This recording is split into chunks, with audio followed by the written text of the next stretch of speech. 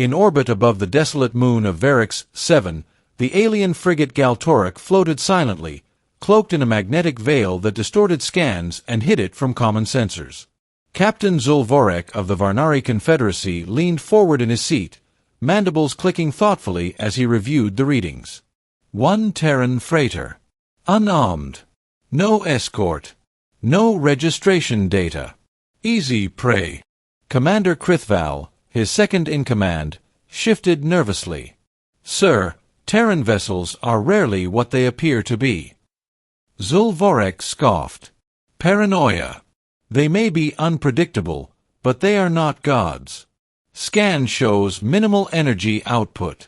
Cargo freighter, most likely automated. We'll board and claim the vessel. Proceed. The boarding team assembled in the hangar, armored in sleek black exosuits with grav stabilizers and thermal cloaks. 6 Varnari warriors, genetically bred for speed and cunning, with plasma carbines locked and ready.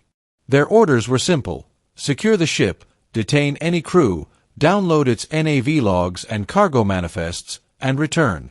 The target vessel, the SS McAuliffe, was a mid-sized Terran freighter, unmarked and drifting as if adrift, though its systems pulsed faintly. Its hull bore a single designation near the airlock: authorized personnel only.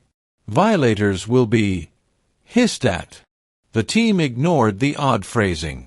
Krithval led the charge, breaching the airlock with a pulse cutter and slipping inside with military precision. What they found was nothing. The corridors were empty. Lights dimmed to power-saving levels. No heat signatures apart from ambient ship systems. No resistance. No crew. This is strange, Krithval muttered. The AI should have responded by now. They swept through the cargo bay, finding it full of mundane Terran items: nutrient packs, engine parts, vacuum-sealed food labeled "Tuna Surprise," and stacks of books. Printed books. Who even used paper anymore? But in the main hallway, near the bridge, the strangeness grew. Someone, or something, had scratched deep grooves into the bulkhead. Not with claws, but deliberate, repeated carving. A warning. One word. Run. Krithval frowned. Is this some human joke? One of the soldiers, Vex, opened a nearby door. It leads to... A sudden thunk interrupted him. The lights flickered. A hissing noise echoed through the walls. Environmental fluctuation detected, the ship's computer said in a calm, vaguely feminine voice. Please do not attempt to access restricted areas. The security officer has been notified. What security officer? Krithval hissed. Then they heard it. A faint pad sound from down the corridor. Claws. Weapons raised, the team aimed at the darkness. A small figure emerged, slim, four-legged, tail swishing behind, eyes glowing like twin moons in the gloom. It was a Terran feline. Just a cat. It sat down with imperial disdain, licked its paw, and meowed. The entire boarding squad stood frozen. That's the security officer? Vex said in disbelief. The cat meowed again. Then the lights shut off entirely. Motion sensors triggered flickering red emergency lighting. The temperature dropped. Doors slammed shut across the deck. A low hum began to resonate through the walls, like a purring engine, but malevolent. An electromagnetic surge zapped their suits, scrambling HUDs. Electronics failing, barked Krithval. Fall back to the airlock. But the cat was already gone. From somewhere in the vents came skittering noises. A flash of movement. Vex turned, fired a pulse. The beam hit nothing. Then something dropped from above. Something small. The light sparked, and Vex shrieked. When the others found him, his helmet had been torn off, not cracked or shattered, just unscrewed, impossibly fast. His face was covered in scratches. Unconscious. Krithval knelt beside him. He's breathing. Then the voice came again. The security officer does not tolerate unauthorized guests. They ran. One soldier tried to override the door controls. The panel sparked and sizzled, leaving a faint scent of burnt plastic and singed fur. A single paw print glowed on the wall beside it, as if marked in static electricity. "What is this madness?" one soldier cried.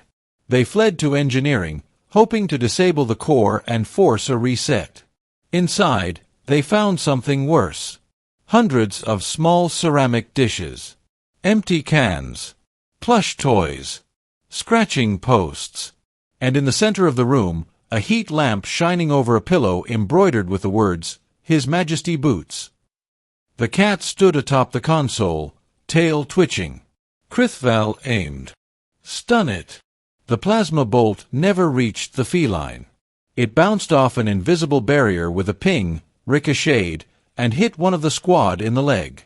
Screaming, he fell, and the cat leapt from the console, landing squarely on the soldier's chest. With a flurry of claws and a puff of shed fur, he was out cold in seconds. Another soldier tried to grab it with a containment field. The device sparked and failed. "EMP pulse is originating from the creature," one of the squad shouted. "No," Krithval whispered, horrified. "The ship is responding to it." Boots, if that was its name, arched its back and hissed. The floor dropped. Literally. The floor beneath them shifted, tossing the squad into a zero-G maintenance shaft. Spinning wildly, they bounced against walls, clawing for stability. Boots floated by them, perfectly poised, like a smug satellite. When gravity returned, the cat landed flawlessly. They didn't. With half the squad injured, 2 unconscious, and weapons useless, Krithval activated his emergency beacon. "This is Krithval of the Varnari Confederacy. Abort mission. This ship is cursed." "It is." "Too late," said the computer. "The security officer has deemed you hostile." The ship rotated. Slowly. It was turning toward the Galactic. Krithval's eyes widened. No, they wouldn't. On the alien frigate, Captain Zulvorek watched the human ship power up. Suddenly, without weapons, it charged at them. A Terran freighter was ramming a military warship. Except it didn't ram. At the last second, the McAuliffe flipped, exposing its cargo bay and deploying a burst of compressed graviton waves. The frigate systems crashed instantly, shields collapsed, and the vessel spun helplessly into the moon's orbit. Back on the freighter, Boots sat on the bridge console, purring. Krithval and the few survivors were locked in a supply closet. The door opened. A single can of tuna surprise was rolled in. The door shut again. The ship's computer spoke once more. "Thank you for visiting. Your presence has been noted.